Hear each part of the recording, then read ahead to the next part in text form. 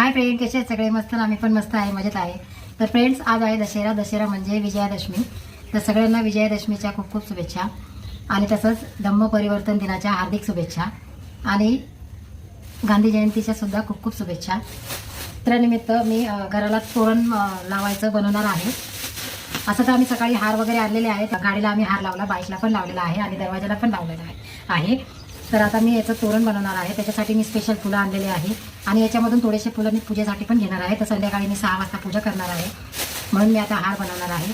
आणि याच्यामध्ये बघा, आंब्याचे पानं आहे खूप सारे आणि हे जे सोन्याचे पानं म्हणतात ते पण आहे.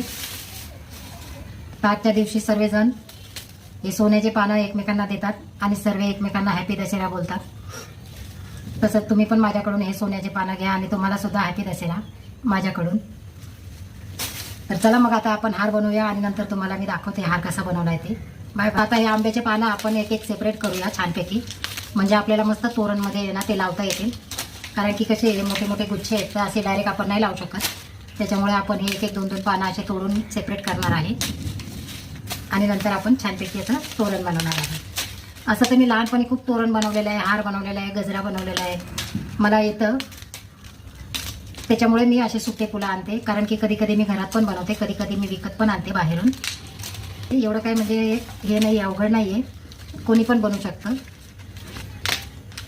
मी पण बनवते, लहानपणापासून मला सवय आहे, मी पण बनवलेलं आहे. आणि लहानपणी म्हणजे असं आम्ही फुलांचं म्हणजे विक्री पण केलेली आहे. असं दसऱ्याच्या वेळी, दिवाळीच्या वेळी तसं हार वगैरे बनवून आम्ही विकलेले पण आहे. त्याच्यामुळे मला सवय आहे. तर चला आता आपण सुरुवात करूया.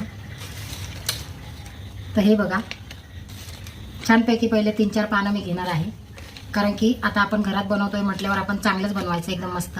आपल्या दाराला पण शोभून दिसलं पाहिजे मस्तपैकी. उठून बाजारातून आणतो आपण, पण ते बरोबर नसतं. ते लोक कसे एकदम लांब लांब म्हणजे असं लावतात आणि पैसे पण जास्त घेतात. त्याच्यामुळे आपल्याला काही जमत नाही.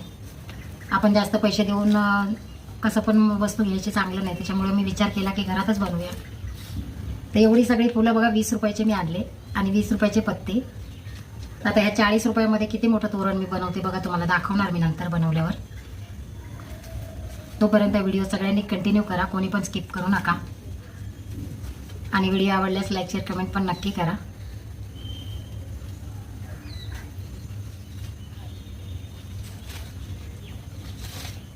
हे गाईज बघा, माझं तोरण बनवून झालेलं आहे. तर कसं बनवलेलं आहे कमेंटमध्ये नक्की सांगा.